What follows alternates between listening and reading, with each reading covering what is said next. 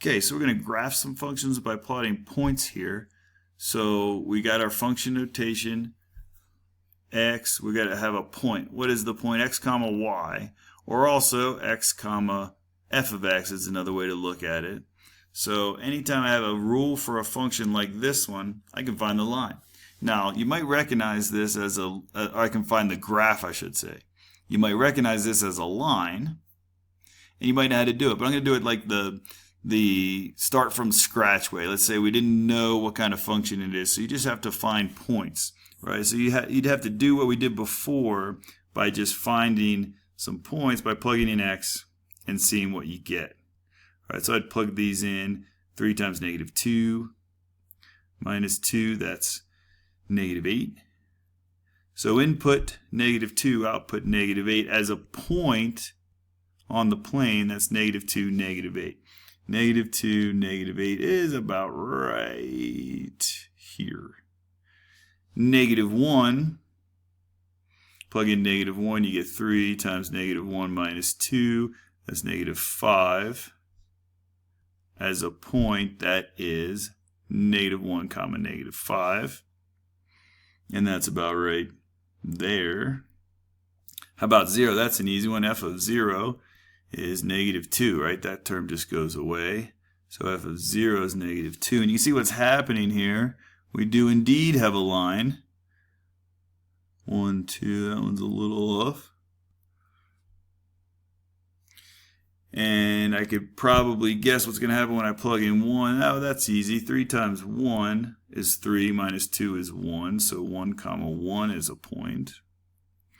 And then 3 times 2 is 6. Minus 2 is 4, so 2 comma 4 is a point. Okay, so if we didn't know that this were a line, we'd plot the points and we'd find out it was a line. Now, we'll talk about lines in particular later in the course, but another way to do this would be to start at the y-intercept, so you might have done that before, and use the slope to graph it over 1 up 3. Over 1 up 3, that's the relationship here. But for right now, we're just figuring out by points. So let's see, what if I did that here? Height of a ball can be modeled by the function. So this model's a little off. I kind of simplified it. You might recognize this as the acceleration due to gravity, but you're missing the negative 16t squared part, but that's okay. This is a more simplified version of that. So let's see what happens when time is 0. T would be 5. When time is 1, S of t, I should say, would be 4. When time is 2, I'm doing these in my head. I'm going to show you in a second how I'm getting these.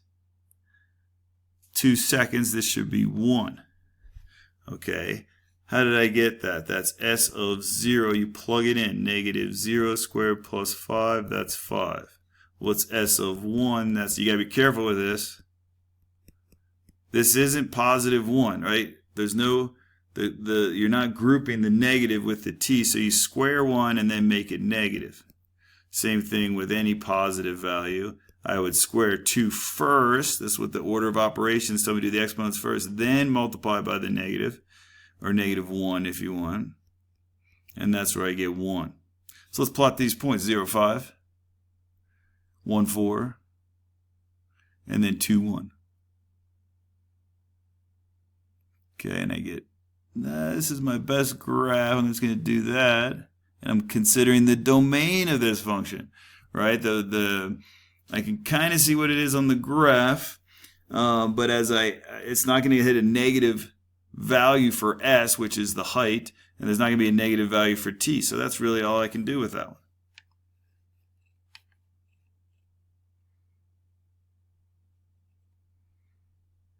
Okay. Another application here, this is the number of measles cases reported per year. Find and interpret f of 2015. Well, okay, that's the input. Input 2015, output here.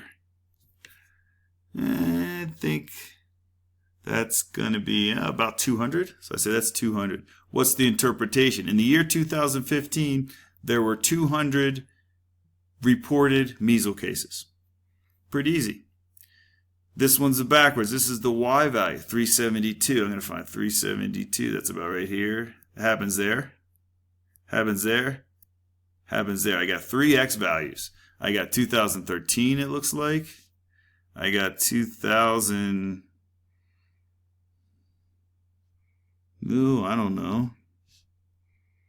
About 2000. We'll call it 2014. It's a little bit off. Maybe 2014 and a half. And again at 2018. So what's the trend? Well, that's really the overall idea.